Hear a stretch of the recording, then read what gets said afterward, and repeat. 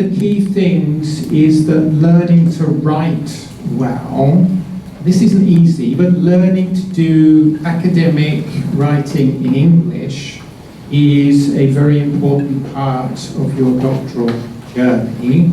That's why I think things like doing blogs are important, because that gives you a short-term target. At the moment, your eventual target of a quality thesis is several years away, and I think you need some interim signposts in addition to your confirmation and other things. So that's going to be one of the main themes. I'm also going to suggest, I think, that most of you need to be a little bit more dynamic and energetic and participate even more. And I do wonder if maybe for some of you, you feel there are some cultural challenges, or maybe even some gender challenges. But I think you have some great role models in our faculty for dynamic people, and I think of Lily, and I think of Sean, who are examples, I think, that you can look on as role models. And I think the idea of your supervisors, the other professors in Hong Kong U, of being role models for you to try to emulate is an important idea. So that's kind of an overview. Yes. And I'm going to suggest quite a lot of ideas, but I'm not expecting anybody to run with all of the ideas. So I'm hoping there will be at least one idea that you'll like, and there may be some ideas that you're not so keen on, or you think they don't match with your current goals, or they don't match with your personality. So don't worry if there are some things you think, well, I don't think I can do that yet.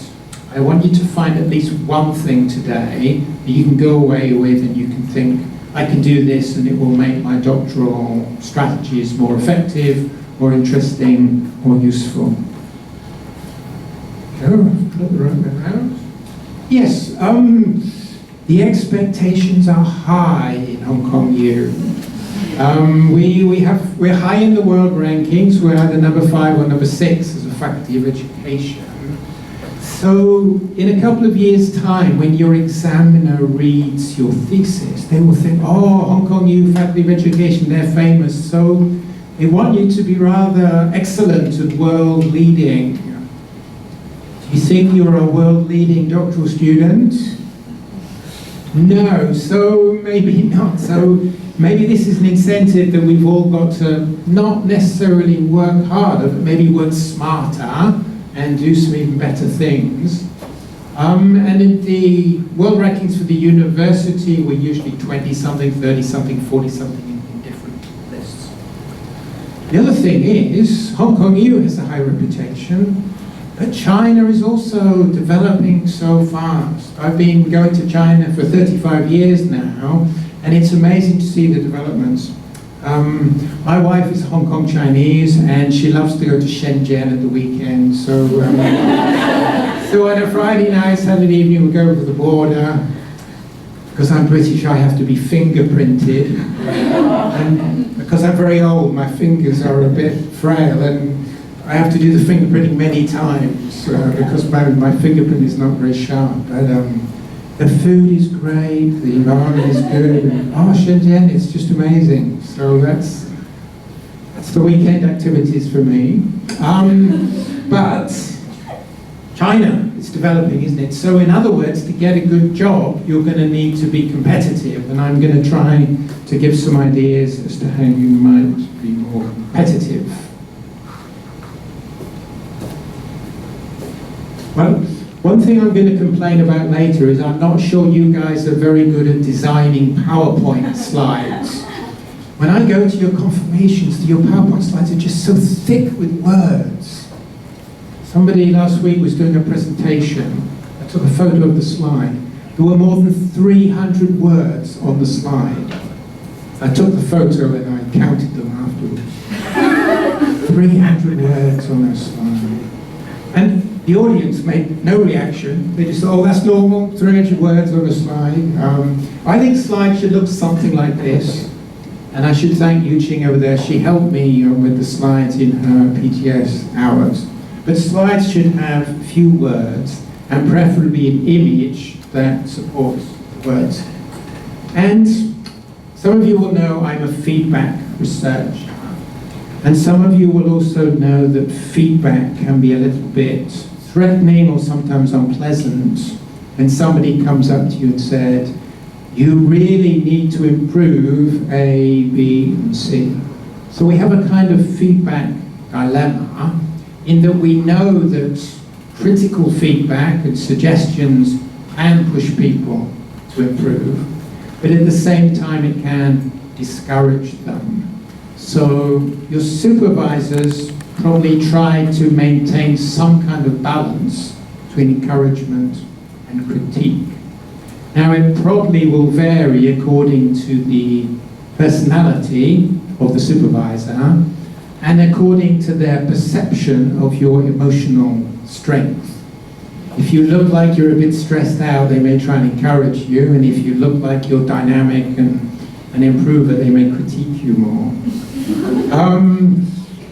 I had a student, it was a long time ago, it was about 15 years ago, and she said to me, oh David, you're always very encouraging. Can you give us more critique? And I was very happy, yeah. I said, sure. And I said, you need to improve this, you need to improve that. But I think it's a good idea that at least once a year, or at least once or twice, you actually go to your supervisor and say, can you give me a bit more critique? Can you make me some suggestions as to how I can improve? Because sometimes they worry, if they just go up to you and say, well, you really need to improve this, you really need to improve that, they're worried that you might get a bit discouraged. So we try to balance that. So no problem in reaching out to them for suggestions. Okay?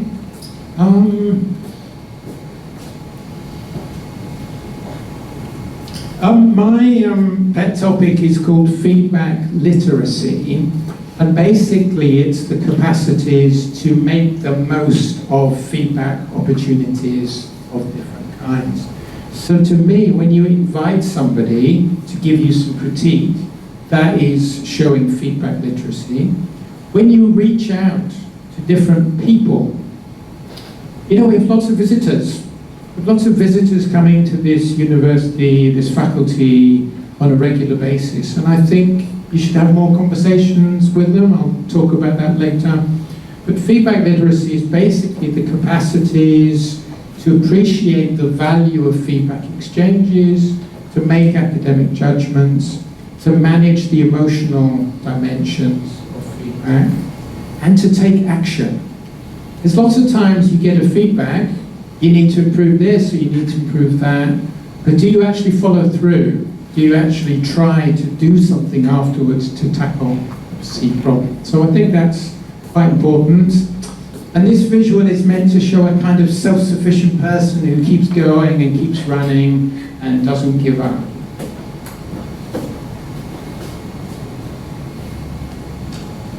Now, sometimes people think of feedback as coming from their teacher or their supervisor, but this slide is meant to illustrate that probably the most important person in a feedback cycle is the self.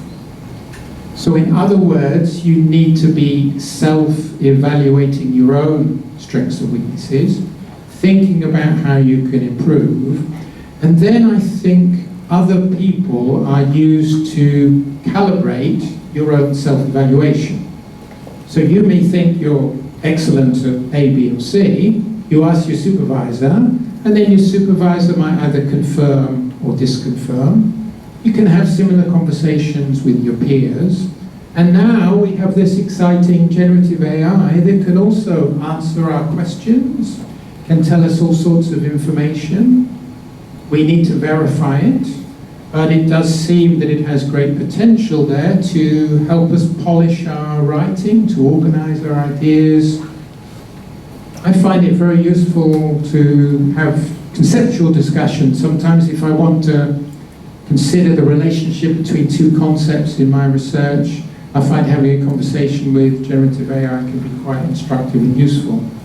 And I think we learn to use generative AI mainly through conversation with other people, attending talks, listening to other people, reading blogs, because it's a fast-moving field. And I don't think it's something we learn on our own. We learn through collaboration with others, which is going to be a kind of theme as we go on. So I talked a little bit about the emotions. I think in academic life there are a lot of setbacks. You may think your supervisors and professors are very successful. I think they are, but they will have all gone through many, many rejections. Most of the top journals accept things like 10%, 12%, 15%.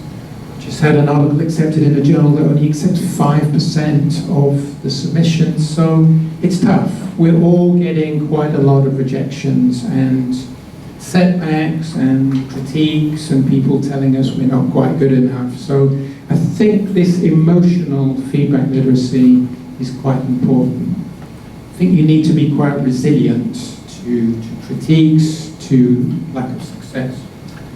I think many of you are hoping to publish articles in SSCI journals. You're hoping that by the end of your candidature, and you need to be quite resilient because maybe the first journal you go to, you may easily be rejected. And it's not so much being rejected, it's how you bounce back from that rejection. I think as supervisors, sometimes I think we should surface the rejections more. I think in academia, we often talk about our successes. I think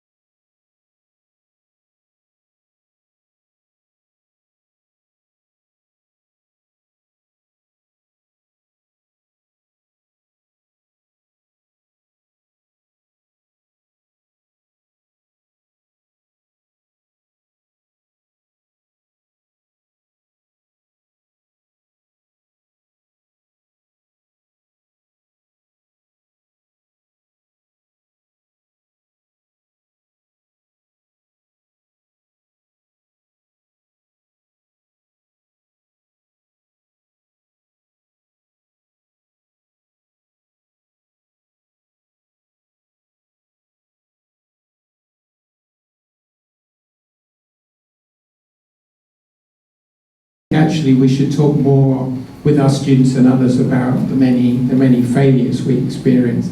I guess it's human life to want to talk about successes more than failures, but I think having a conversation around academic failure and how you come back from it is important.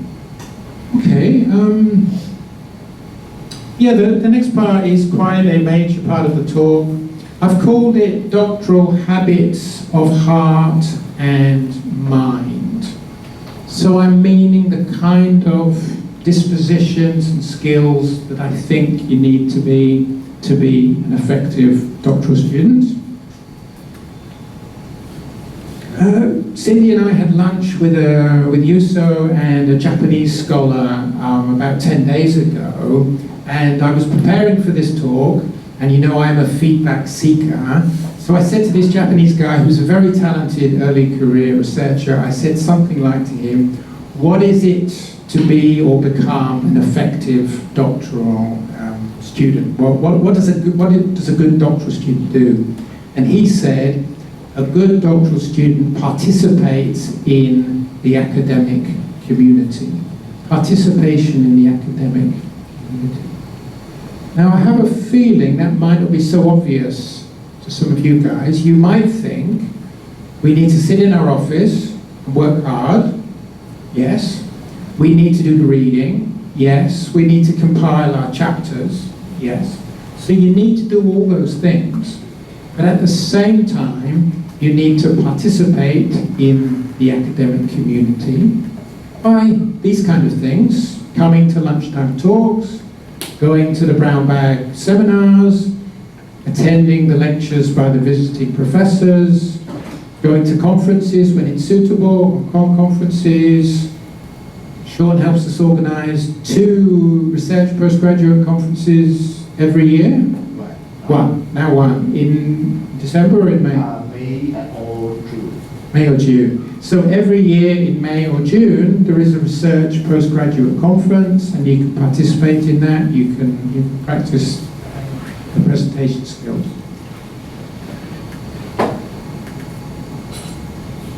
So participation in an academic community, and I'll try and exemplify some of those things.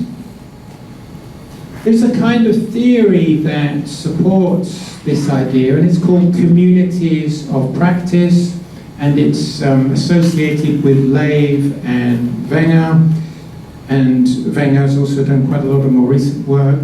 So the idea of a community of practice, and if you see the visual, there's lots of different little sub-networks. So let me exemplify this. We're in a little network today of the people who've come to this lunchtime seminar. We're also, most of us, in the network of SCAPE, our particular unit. You're in a network with the people who share your office. Most of you have an office, like on the 4th floor of this building or the other side. So that's another little community. You have another community with your supervisor. You know, some of you will share the same supervisor. Some of the supervisors will arrange group activities. So you've got lots of these little networks that are part of participation in the academic community. And maybe it's a little bit like an apprenticeship, that your supervisor perhaps is like the master and you're the apprentices, and you're learning together in a team from them, from each other. My next theme that I think is very important, and I worry that some of you underestimate a little bit, is the value of dialogue.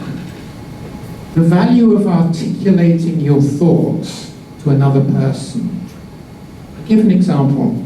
About 12 or 15 years ago, my first PhD student was a Canadian, a native speaker of English, and we were instructed to take out the visiting professor for lunch. So we took him to the 15th floor of KK Loan Building, and on the way there, this professor, I introduced him to my doctoral student, and he said, hello, how are you, where are you from? And then he said, oh, can you tell me about your research? And then he said, please tell me in 1 sentence. Because really the guy was just being polite, he wasn't really interested in my doctoral student's research. So he said to him, tell me in one sentence. And my student could not do that at all. Well, one sentence. He was used to talking like in a paragraph, 60 or anywhere. He wasn't used to being very precise and very concise. And I think that's a skill we all need to learn. I think in academic discourse, precision, accuracy, and conciseness are particular value. So I think you need to practice with each other. What is the goal of my research? What is the significance of my research? I think you need to practice this many, many times. Now, some of you think there's no use telling my classmate about my research because they are doing a different topic. But if you wait for somebody to do the same topic as you, you're going to be very isolated in academic life. I'm doing feedback in higher education. Most of my career, I was the only person in Hong Kong doing feedback in higher education at a reasonable high level. That's why I'm so happy that Yusuf Limanen, Cindy's supervisor, joined us, because he's also a specialist in feedback in higher education. So for the first time in about 10 years, I have somebody to talk to about my shared topic. But I also sometimes have lunch with my great friend CY Tan, our research leader, and we often will talk about our research, even though what I'm doing and what CY is doing is very, very different. Because when somebody says to you, what is the significance of your research? What are you trying to do in this article? What is the selling point of this article? When CY asks me a question like that, I really learn a lot, because I have to try and articulate in words what is the selling point of my article. And you have to be a little bit self-critical, and you have to also engage with their response. But I kind of know in my heart that when I try to say to him why my research is important or why the article is good, I can see in his face he's quite skeptical. So after lunch, when I go back to my office, it makes me think, hey, I could have articulated that a little bit better. And it was the same with my student. When my student found he could not explain his research in one sentence, it made him go away and think about it. And I think you need to have these practice dialogues in a safe space with your friends and your classmates first, before you go to your supervisor. Because when your supervisor says to you, explain to me the significance of your research, it's actually rather difficult. It's difficult. You need to practice it many times, spoken, writing, etc., etc. So I think dialogue with different people, with different capacities, with different topics, is very, very useful. And I think you sometimes underestimate that. The power of articulating your thoughts. And I think you should do it in more than one language. Maybe the first time you can explain in your native language, which is probably Mandarin, fine. But then I think you also need to practice articulating your thoughts in English, because it's an English medium university. I also think you could interact even more with the visiting professors. One of the reasons why I think it's very good to interact with the visitors is that they represent a range of different backgrounds and different accents that may reflect your examination. Because I remember, again, this was about 8 or 10 years ago, I was the chair for the oral examination. And the external examiner was from Sweden. Sweden, they speak good English, but this guy had a bit of a Scandinavian accent. And the video link was not the greatest quality. So we had this guy with a Swedish accent talking to this guy with a mainland China accent, trying to have the oral examination, and I was the chair. And I have to say, it was rather painful. The candidates, every question the candidate said, can you repeat the question? And then sometimes even when he repeated it, he still couldn't understand it. And then I had to try and translate into English, my English, what the examiner was trying to say. So if you get some experience of conversing with more and more different people in English, it will help you for your career, for conferences, but it may help you for your examination as well.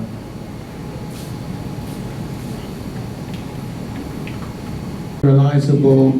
So as a lifelong qualitative researcher, I often feel these kind of self-doubts that would it have been better if 20 years ago I'd worked harder on quantitative research, or I'd become a quantitative researcher.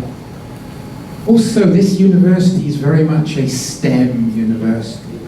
The VC and his colleagues, they nearly all come from engineering or science or medicine. So even though we're number 5 or number 6 in the world in education, we're a little bit sort of, not exactly marginalized, but we're not the favorite discipline. And you know, law is famous for getting lots of good students. And if you think about it, this is a challenge for education. You know, if you say to your mum or dad, who is more respected, a teacher or a doctor? I think everybody will say a doctor is even more respected than a teacher, even if they say we love teachers and teaching is an honourable profession. So in education, I think we are in a slightly tough position. If we're in the Faculty of Medicine, the students would be more brilliant, the staff would have a beautiful facilities, everything would be much nicer. So I think sometimes there are factors that will encourage or reinforce our imposter syndrome. I think sometimes we feel other people are better.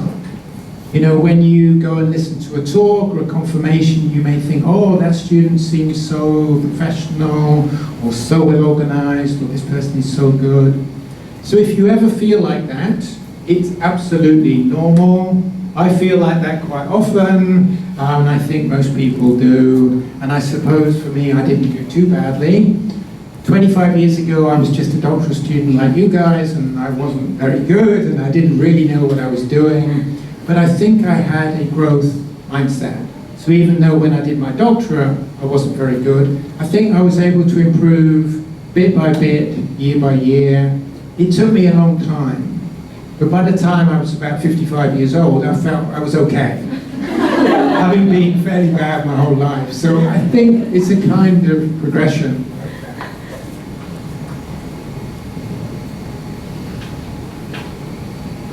And I think if you can overcome that, that's the most important thing.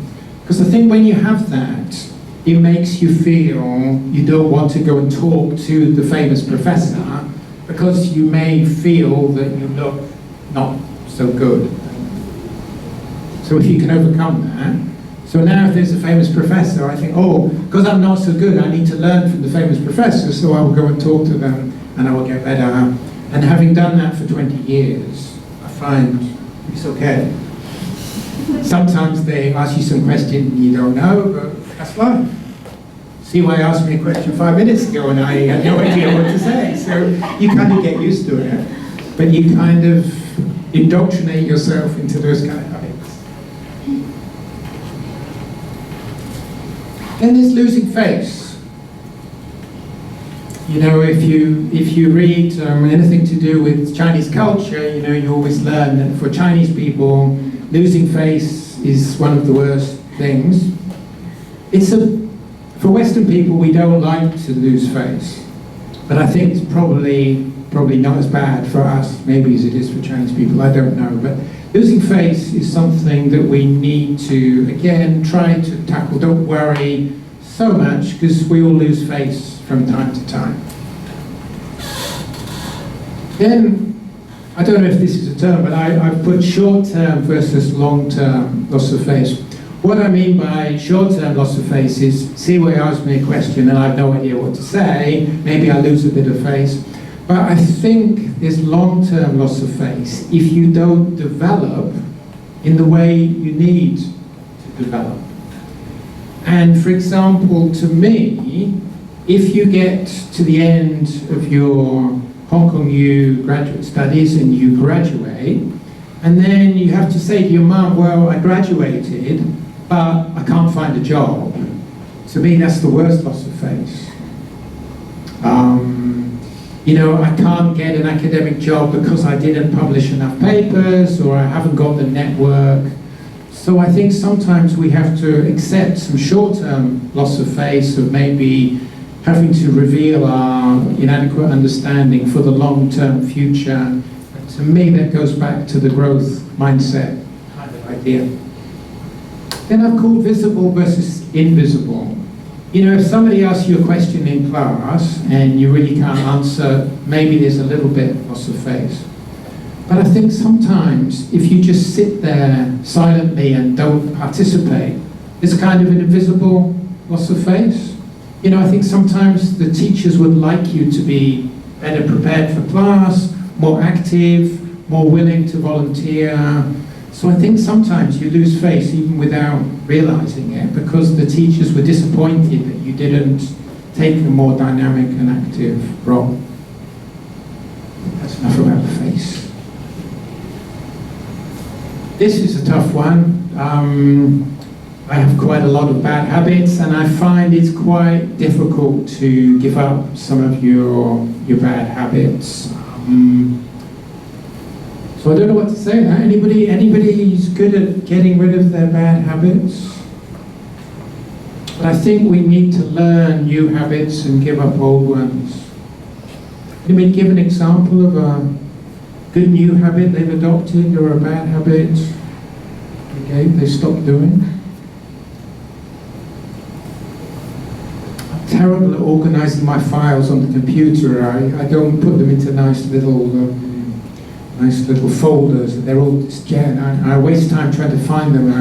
I knew that for 25 years, but I never seem to do anything. I don't know why. And there's lots of things like that I wish I could do better. But sometimes you just get stuck in a certain loop, don't you? Anybody give an example of a bad habit that they changed? Well, I want to share one story about me. So actually, I try to learn about learning of strategy to help me facilitate my doctoral study. Like some of the strategy will suggest us to write a to-do list to guide us what to do every day. But I think that strategy doesn't suit me. Yeah. Because I have so many lists and I cannot do them. So I always get discouraged by that. Yes. So for now, I try to what I have done today list. So I will after I finish the day, I will list the things I have done. So it gives me a lot of encouragement, and I can keep doing it tomorrow.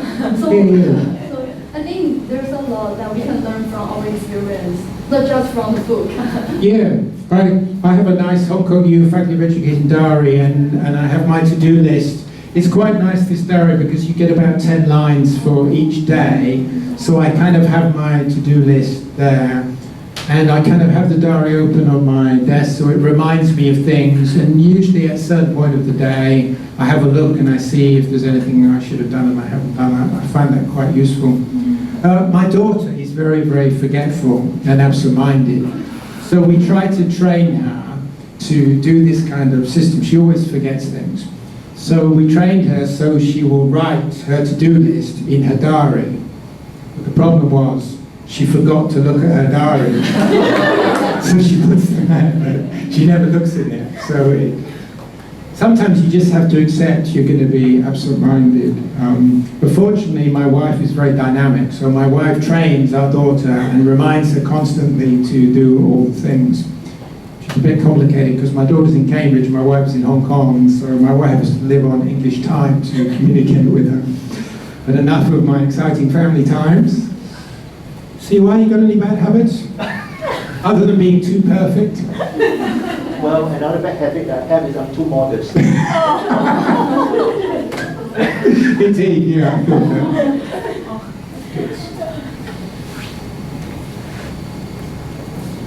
I had a doctoral student once. He's doing quite well. He's associate professor in Baptist University. But I always wanted him to collect more feedback from other people or to go and talk to other people. And he always said to me, it will be too embarrassing to go and ask this person. I don't know if that's a trouble or whether it's connected to that imposter syndrome or whether it's worried about loss of face, but He used to say this to me for many years. I don't want to do this, it'll be too embarrassing. And I used to scold him a lot.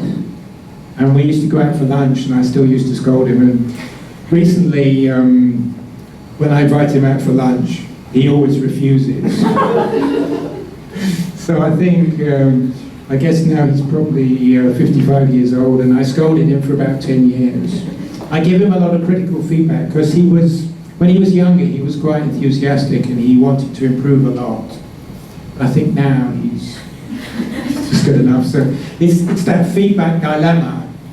I used to criticize him a lot when he was a doctoral student, and he seemed to tolerate it quite well, and he followed a lot of things.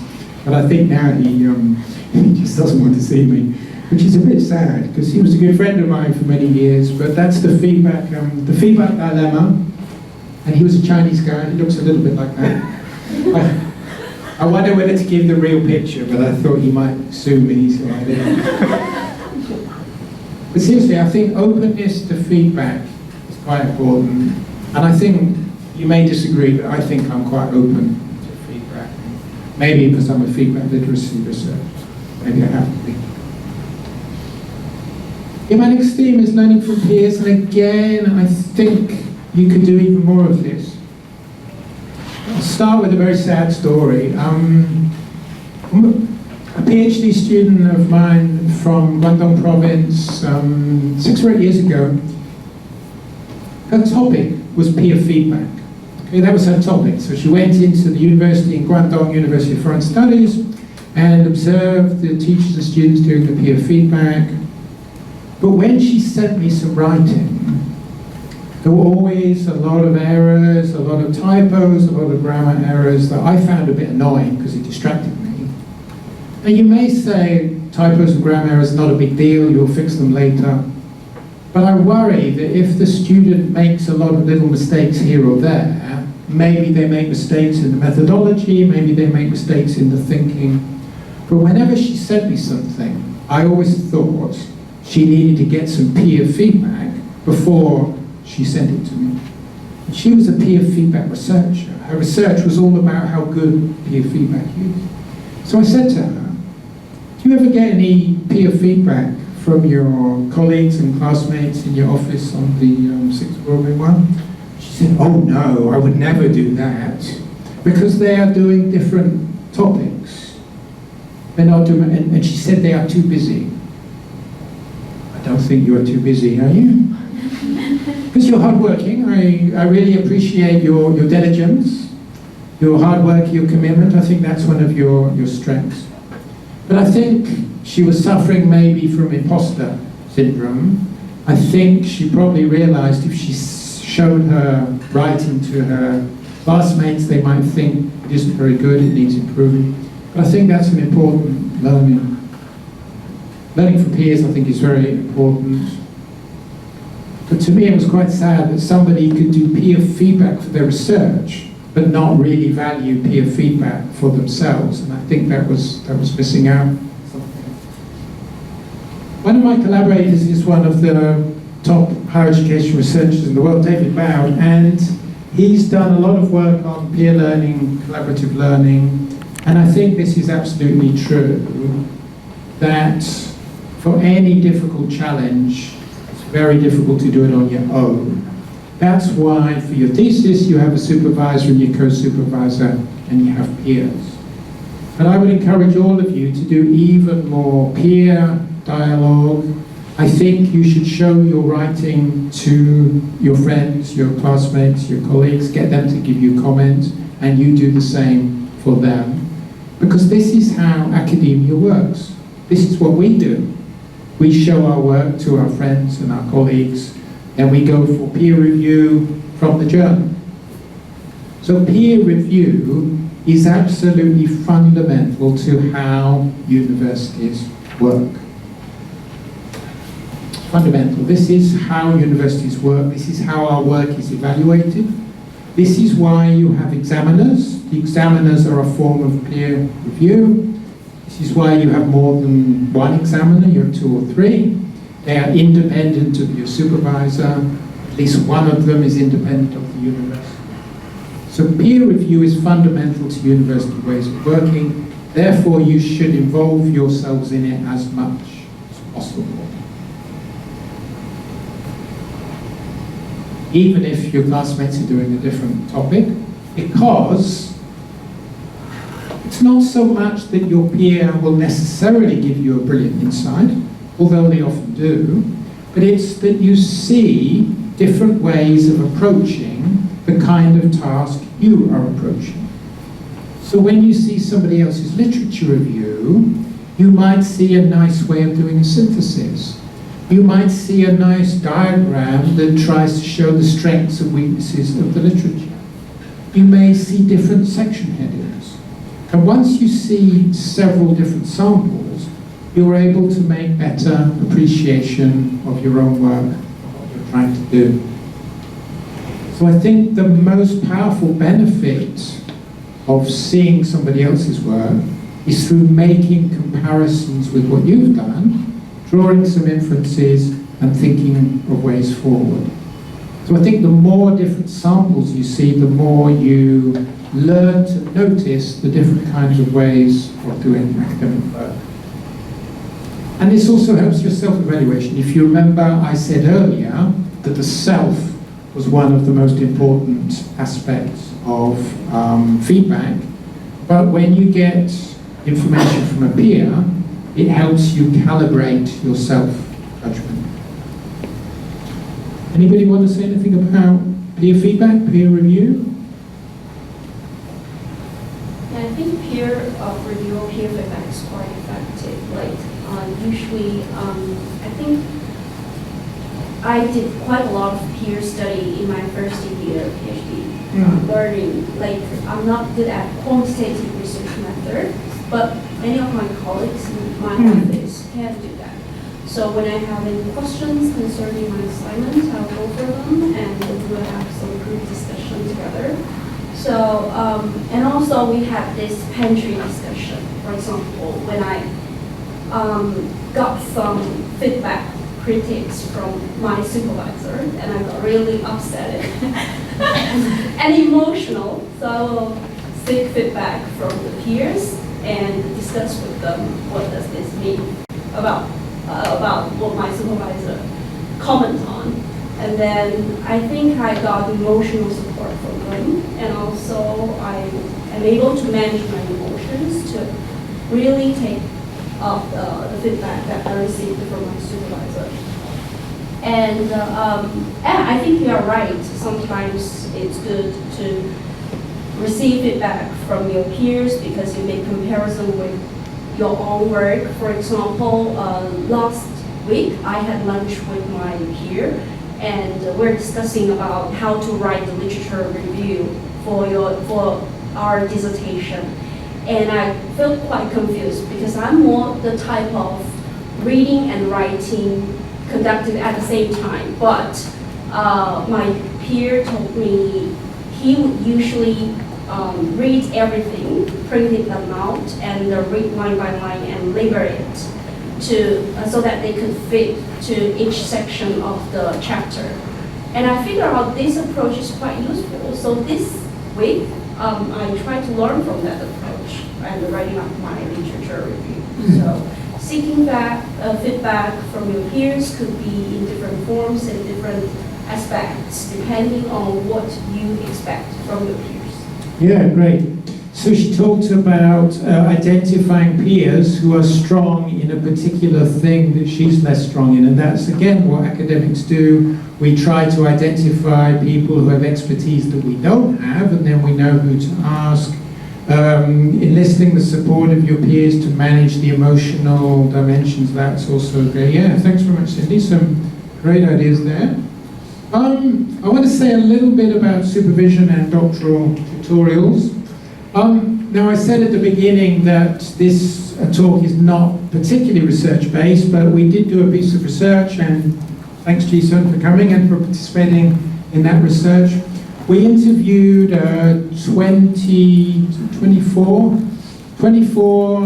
doctoral supervisors in this faculty to try to understand some of their doctoral learning strategies.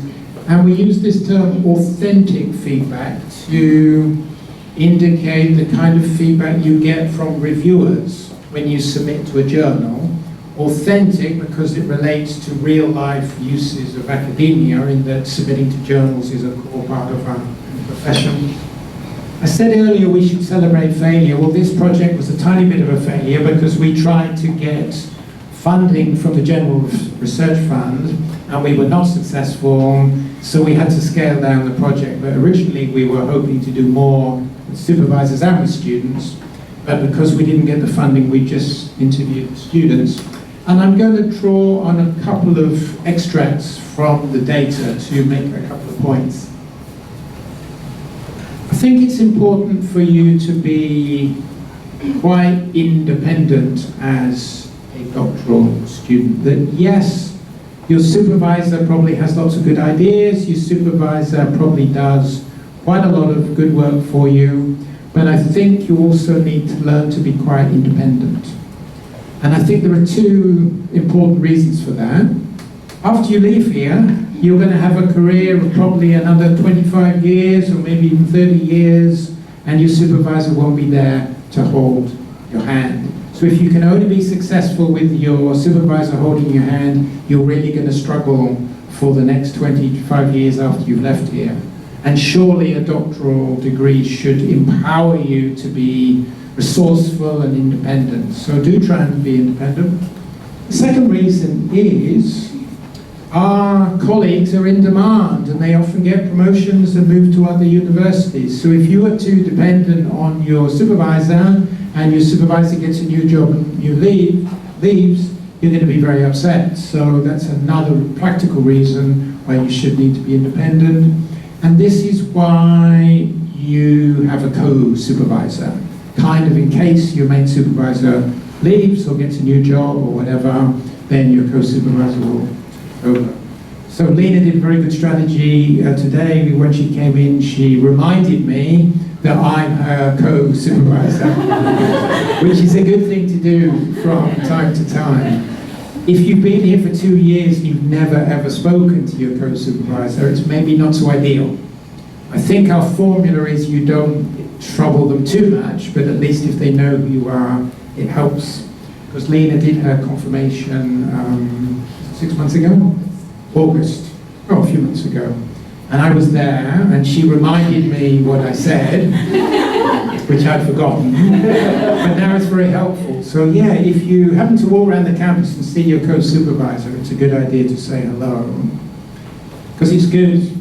It's good in general, but it's also good just in case they need to take on a more active role in the future.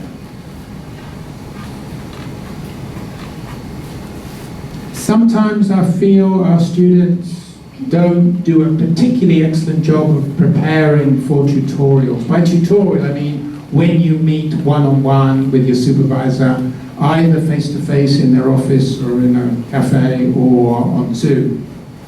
I think before you have tutorial, you should be very clear what you're trying to gain from it. What are your goals? What's the specific takeaways you want to prepare accordingly? Then in the second point, the critical word is suitable. I had a part-time candidate a couple of years ago. He was a teacher in a school, very busy, but he was working on his confirmation chapter. And one day, out of the blue, he sent me all 3 chapters in one go. Now, yeah, great, he's done a lot of work, so it's nice. But when you're a supervisor and you suddenly receive 100 pages of documents, you don't really know what to do or where to start. So it'd be much nicer if at least he told me this was going to happen, or he could have sent me chapter 1 one week, chapter 2 the next week, and chapter 3 the third week. As it was, I just really didn't know what to do, and so I said, well, let's have a chat. Also by suitable, I mean like good quality, so that it looks like you've got some peer review, you've maybe tried to be user-friendly. Sometimes a student would just send me 4 pages or 5 pages or 8 pages, but I miss the bigger picture, or I miss what feedback you were looking for. So sometimes I think you need a little cover cover a few bullet points that the kind of feedback I'm really hoping for is to tell me, am I in the right direction, or do I need to do this or this? You know, we want to give you good feedback, and you can help us by guiding us a little bit as to what your thinking is and what you're trying to get from.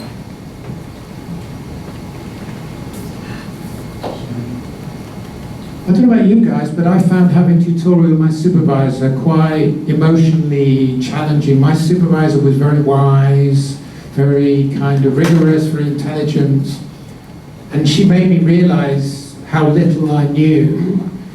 So I kind of felt trying to learn from her, but also trying not to embarrass myself too much. Do you guys feel that sometimes, or not so much? You sometimes feel you can't really answer your supervisor's questions very well, and you think your supervisor knows so much and you know so little. Always. Yeah. but sometimes I will go to ChatGPT. Yeah. I think that's normal. I think it's normal. So don't worry too much about that. They probably know so much more than you, and they're probably much wiser, and I think that's part of the apprenticeship. One thing I think you could do is you could ask your supervisor if you could tape record the tutorial. The reason I say that is I'm pretty sure nearly all of them will say yes, sure. But I think sometimes in the heat of the moment, you're trying to save face, you're trying to think, what am I going to say next? What can I say that will reduce my embarrassment? And then you can't quite concentrate on all the wisdom they are sharing. But if you could listen to it afterwards, so I find this quite a lot, that when I have a conversation with somebody, that because you're continuing the conversation, sometimes you miss some good points they make. And I think if you said to your supervisor, could I make a tape recording? Because supervisor, you were so wise, and I learned so much from you, and I'd like to listen to it afterwards, I think they will be quite happy. And I think they will think you're quite professional. Because I think the time in tutorial is potentially very valuable, and I think just having the possibility of listening to it afterwards might be good. Then what do you do after the tutorial? When I started being a supervisor, I always said to my students after the tutorial, you need to write a brief summary and a brief report.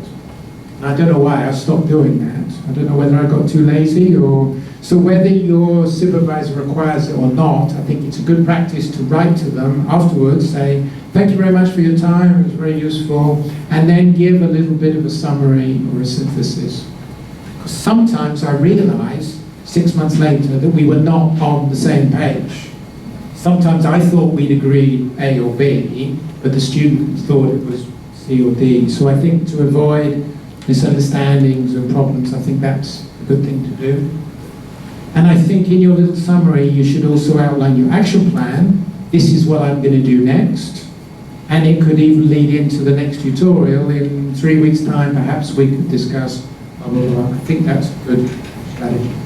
Do many of you do that? Do you tell your students to do a summary or something afterwards? No? Really, I thought that's what we're supposed to do. But one of my students said, when he's sitting in my office talking to me, it all seems quite easy, but then when he goes away and tries to implement it, it's more difficult. And I think that's also true. When the person's there, you think, I know what you mean, but later on when you go and do it, it's a little bit more difficult. So maybe that's something we have to face.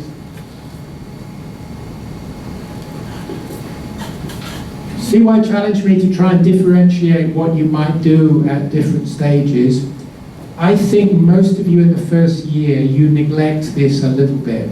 I think in the first year, you really need to develop a writing habit. And I think you underestimate what you can write. If you wait until everything is 100% clear, you will never finish. Because things are never 100% clear. I'm 25 years after I graduated from my doctoral program, and things are still not clear to me. So if you wait for clarity, you will never do anything. Cindy just shared some strategies her friend had for writing literature review. I think you can be writing summaries, you can be writing notes for your literature review, you could be building up your methodology. I think it's very important that you have this incremental development, because you have a lot of writing to do. So I don't think you can afford to wait. So I'd like to see everybody in year one and throughout the candidature steadily getting a writing habit. This is a bit long as a quote, but it's from one of the professors in this faculty. I just invite you to read that.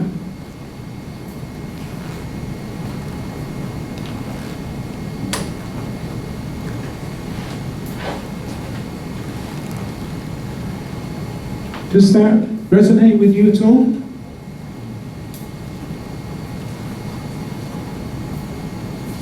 I think that's one of the reasons why you're a bit hesitant to submit drafts or write drafts, but I think it's a very important part of learning. And if you want to develop more confidence in your draft, you show your draft to your peer.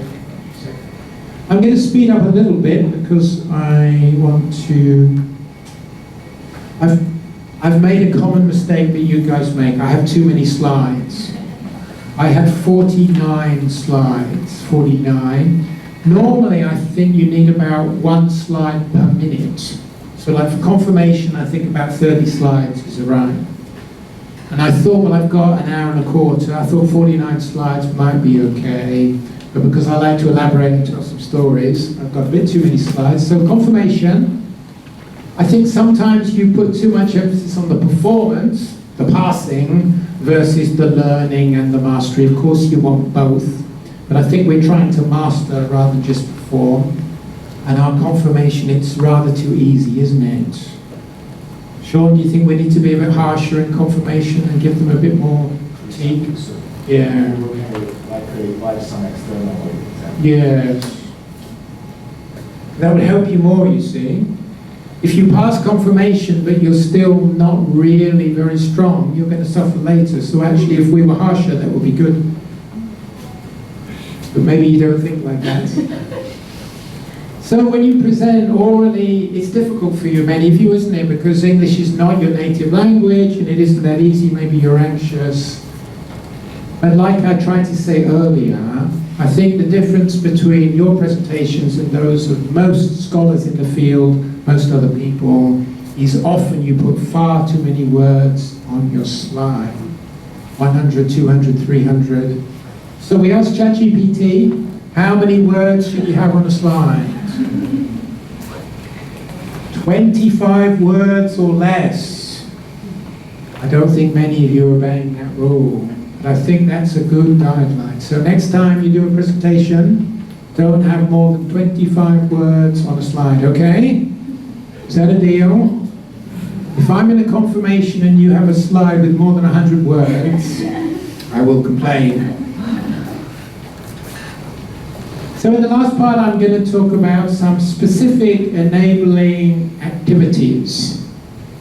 We've started our brown bag lunches in order to cultivate a bit more intellectual debate in the faculty. Thank you so much to those of you who've come. In the next stage, we'd like you to move from the periphery to the center. If you remember, in the first two, it was 2 professors from SCAPE speaking, and you guys were there listening, which was nice, and some of you joined in, which was nice. But we haven't got enough professors to sustain 2 professors every time, and in addition, we want more participation from you. So our aspiration in the next stage is maybe it could be a dialogue between 2 professors and 2 students, or 3 students and their supervisor. There could be different combinations. So feel free to contact Dan Wang or Yuso as our coordinators, or me as the unit head, if you'd like to participate in a brown bag lunch or you have a suitable topic. This will actually be helping Dan and Yuso, because otherwise they've got to keep going around looking for people. If you actually approach them, and as part of your new dynamic mentality, volunteer yourself, then that would be nice. My next enabling activity is for you to write or co-author a blog. As I said at the beginning, we'd like to expand and activate and energize our SCAPE blog. We're going to invite colleagues from the rest of the faculty and internationally to write blogs, but we'd love for more of our doctoral students to write blogs. As I said at the beginning, you could write a blog following up on a brown bag. If you remember last time, we started having a really interesting discussion between Jeremy and Lily, and then it kind of stops, doesn't it? So we could actually continue through the blog, we could revisit, we could have some debate. We've put a little thing on the blog now where you can write a comment in response to a blog, so we can try and have dialogue in oral and written forms. So like I said, we've had quite good participation from SCAPE doctoral students. I think we had so far about 11 doctoral students wrote a blog. As I said at the beginning, I think it was always co-authored with their supervisor, which is good and it's fine. In the next stage, maybe you could be co-authoring with one of your classmates. Because this is what we do in academia, we co-author with peers, colleagues. So I co-authored with Sun, CY co-authors with a range of people, Lily co-authored with Yuso. So co-authoring is what we do in academia, so I think it's good for you to learn that kind of thing. Don't let me say it has to be co-authored. We very much welcome individuals. Maybe once you've done one co-author blog, you do an individual blog. We also want to start having vlogs, in other words, orally spoken vlogs. Some people think writing is a bit tough or a bit boring, and we also want to have those kind of things. We generally speak, apparently, at about 120 words per minute. Because my time is running up, I'm speeding up a bit. I'm probably talking at 150 words per minute at the moment. The word guideline for a blog is about 750 to 1,000 words. So therefore, that in spoken would be about 6 to 8 minutes. And I just put at the bottom a couple of ideas for topics. Strikes me that how we might use generative AI for research purposes would be a very nice topic for a blog. It's fine if your blog is about your own topic, your own passion, that's good. But if you could write something that has interest to other people, that would also be excellent.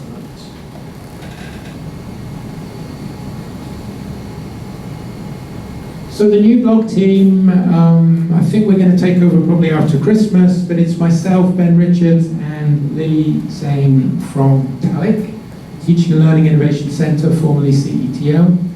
And we also need a couple of student volunteers, so if you'd like to be a participant in the blog, please drop me an email and tell me a little bit about yourself.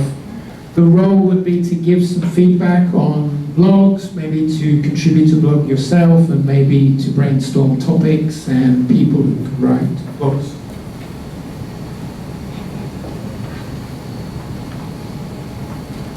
I want to talk a little bit about teaching, because many of my doctoral graduates went into teaching in university rather than research in university. And I think the same principles apply, that you could be participating in teaching with your supervisor, you could be a guest speaker in a course, you could later become a teaching assistant, and you could become a co-teacher. For your future career planning, you need to be competitive in research and in teaching, because most jobs in universities require both, or one a bit more than the other. So I think reaching out to your supervisor and to others, trying to get teaching experience is an important thing. I think you can form study groups. I know some of your supervisors will arrange study groups for you, but even better if you can arrange them yourself, and you could have reading groups or writing groups.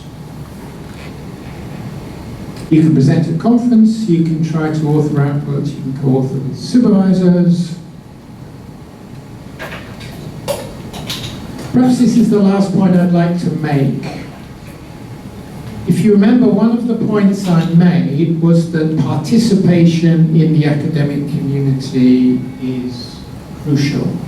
And these are some of the different ways in which you could contribute at the moment.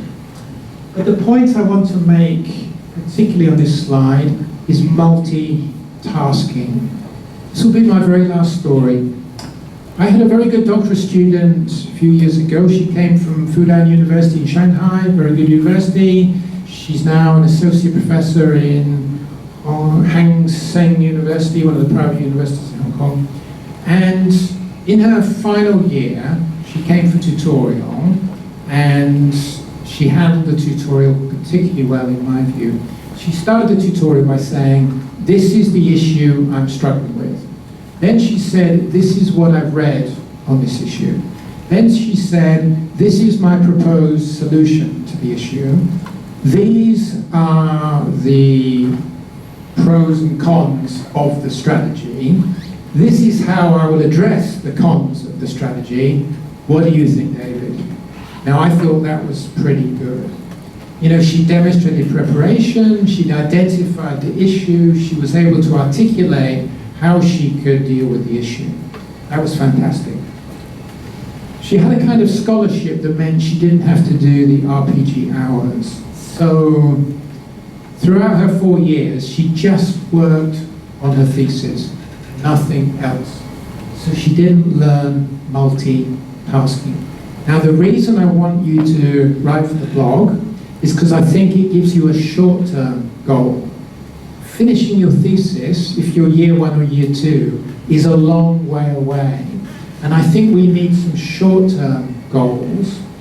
This is why I like doing Twitter, because you can post something and you can get some response and you can get some satisfaction within 1 day. My articles take years and years to do. So I think you need to get some short-term achievements, some short-term benefits. Your blogs, your conference presentations, they can go on your CV. So you're building up your profile. It's still a publication. And I think it helps you learn how to write. So my brilliant student from Fudan, she hadn't learned multitasking. And then she started her job. And your first semester of teaching, so busy, so many classes to prepare, preparing for her teaching. She'd written an article for a journal. She asked me if I would be the co-author, but I said, I will give you feedback, but I don't want to be the co-author because this isn't really my area, it's a slightly different area. You go ahead on your own, I'll help. So just when she started her job, she got the revise and resubmit for the journal. And the journal, they were very positive, they really liked what she'd done. I think they were going to accept it. But because she had no experience of multitasking, and because she was so busy doing her teaching, she never resubmitted the article. She didn't even tell me that she was struggling. I would have told her to write to the journal and say, I'm super busy, can I just have a few more months? But she didn't know whether you're allowed to do that. Of course you are. So she lost the chance, and her career went back 1 or 2 years through not resubmitting this journal. It was a very good journal. She was going to get accepted. So therefore, I think the more activities you participate in, I think it actually helps you. If you look at your supervisors, they're all super busy. They're supervising you, they're teaching other classes, they're writing their research grants, they're doing administration, they're doing leadership. So to me, the most critical factor for success in academia is the ability to multitask. So I think the more activities you involve in, I don't think it takes away from your thesis. I think you still have plenty of time if you're a full-time student. Plenty of time for your thesis, but the more other things you can do better. Sorry for being so long-winded. I think I was quite a good role model for design of the PowerPoint slides, but a very bad role model for the timing, and I do apologize for that. It's already 2 o'clock. I think as I'm the chair, I can extend the time. So anybody who would like to make some comments or critiques or suggestions for the last 5 minutes? Maybe I can have a quick comment. I think the overall message that you're trying to convey to us, I totally agree that doing a doctoral study is more than just completing your thesis. I think sometimes some students may forget that part. So it's such a good reminder. I just want to add 2 more points, taking a longer term perspective. I think as a doctoral student, it's so useful to build that kind of trust and bond with a supervisor beyond just your academic ranking. It's a lifetime thing, especially when the student graduate. You need a mentor at least for the first few years to induct the person into the field. The second group of people that I really believe the students should engage with are your peers, like what you said. Why? Because your peers, when you talk to them during your studies, that will be the next generation of scholars in your career that you'll be collaborating with. And what better time than now to build a bond, right? To test things out and see who we can work with and what is it, right? It's such a wonderful opportunity. Once you leave this place graduated, you're so busy, like what you said, on your full-time university, you don't have the kind of capacity and slack and motivation and will to actually reach out to people so easily. Yeah, thanks a lot, Stuart. I've already spoken too much, so I'll be quiet. Jason, you have a lot of expertise on doctoral education. Do you want to share a few words of wisdom? Yeah, just the two things. Thank you so much, David. I agree with everything what you have just said. And one thing is something about multitasking and plus participating in community of practices. I think it comes together. Because I see sometimes students is, they have their own goal of the day, and they're so busy sitting in their chair, like I have to finish these things by the end of the day, so they miss all other events. Is something very active, dynamic, interesting event. They miss the talk, visiting professors' talk. They're not willing to attend any other seminars. I think that's a big loss in a long term. You gain more when you attend more activities and you meet people. Because those visiting professors, they're just here only for a week. And then they're willing to talk as long as they're here. So don't miss those chances, opportunities that faculty organize, seminars, webinars, whatever. That's one thing. Second thing is, it's a question to myself, and I'm struggling these days, because I see most of our PhD graduates, they will seek for the jobs, academic positions in mainland. And I notice these jobs in mainland Chinese universities, they require so many different things that we don't do here. That's my struggle now. How we help students, or even it's our job or not. For example, they need publication in Chinese journals. We don't train them for that purpose. I actually, when I work with my students, it's more focusing on internationally known journals. That's my focus. But at the same time, I can't ignore their requirement, because they have to be able to find jobs when they graduate. So I don't know, it comes to the individuals, or it comes to the responsibility to our faculty or to the supervisors. But that kind of balance, I think we also need to think. Like, if that's the job market for you, what should you prepare, or whether you have to involve your supervisor in the preparation or not. It's a question to myself, and it's something that we all have to think, especially in PhD students. Yeah, thanks, Jason. Just a reminder that as a faculty also we need a growth mindset, and there's lots of things the faculty can improve as well as the students.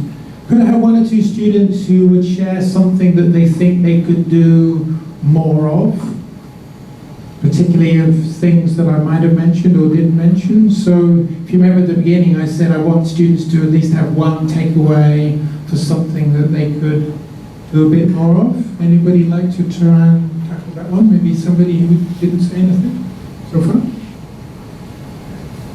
Anything you think you could actually do as a concrete step? Yes, Carol? Thank you. So I just want to share about networking thing. Because actually my supervisor also recommended me to do some networking on the social media platform like Twitter. And also when I attend a conference, I did get aware of the importance of networking. Because some of the scholars, they only chat via the tutor, but now for face-to-face communication. But when they meet together, oh, I have chatted with you on Twitter. So they just they suddenly got familiar with each other. So I think it's very important. But I know the importance of the networking via Twitter, this kind of platforms. But my concern is that I have registered on that platform or another social media platform. But at the starter, I don't know how to start. It's kind of, I registered an account and kind of, and also tweets or read other tweets and post maybe Phil, because I don't know what kind of the message can be tweeted or posted on that platform. So my concern is like, how can I start it? Or do you have any recommendation? Carol's supervisor, Professor Cecilia Chan from TALEC, is very good at networking, and sometimes you see there's an interrelationship between the supervisor's talents and the student's talents, so that's great. I joined Twitter in 2014, and the reason I did so is to overcome that isolation I experienced of being the only feedback in higher education researcher in Hong Kong. So I started to interact with other people. What I did is following the community of practice principle of legitimate peripheral participation. So for the first 6 months, I just tried to understand what people do on Twitter, and I even Googled some guidelines. And one guideline was, don't always just promote your own work. For every 10 tweets, only one of them should be about yourself. Otherwise, you seem very kind of selfish and just fixate on yourself. So to try to promote your network and to promote your friends or your colleagues or your supervisor. So that seems to be one strategy, and I think in SCAPE we're quite good at doing that. And you know, we have a SCAPE Twitter account, and Yolanda manages that. And she just promotes the work of SCAPE. So if you publish something, you let her know, she will put a post. So I think you learn by observation. I mean, I had no idea how to do it, and it was, so I did used to spend like half an hour every day in the beginning trying to understand how does this platform work, and seeing the kind of tone and messages. And if you have a look at my Twitter account, it has kind of a digest of interesting news, and I saw a very good interesting article on generative AI yesterday by a former colleague, and I posted that. There was something else about non-native speakers using ChatGPT to improve their work. I thought that was also very interesting. So I think it's sort of learning through doing, and that's like that principle I said of noticing at the beginning. Try to notice how people handle question and answer. When I first went to conferences, it's partly to listen to the speakers, but it's partly to understand how the genre of a conference presentation works. You know, how many slides, how do they do the slides, do they keep to time? How do they face difficult questions? Do the audience give them really challenging questions, or are the audience generally quite nice? And I find even if the presentation is terrible, the audience is usually relatively polite. So you kind of learn these things through observation and then participation. But I have overrun my time, so I should apologize to you all. But thank you very much for joining me today, and thank you for your participation. And I hope you will all follow up purposefully and raise the standard even further together with your supervisors. Thank you, everybody.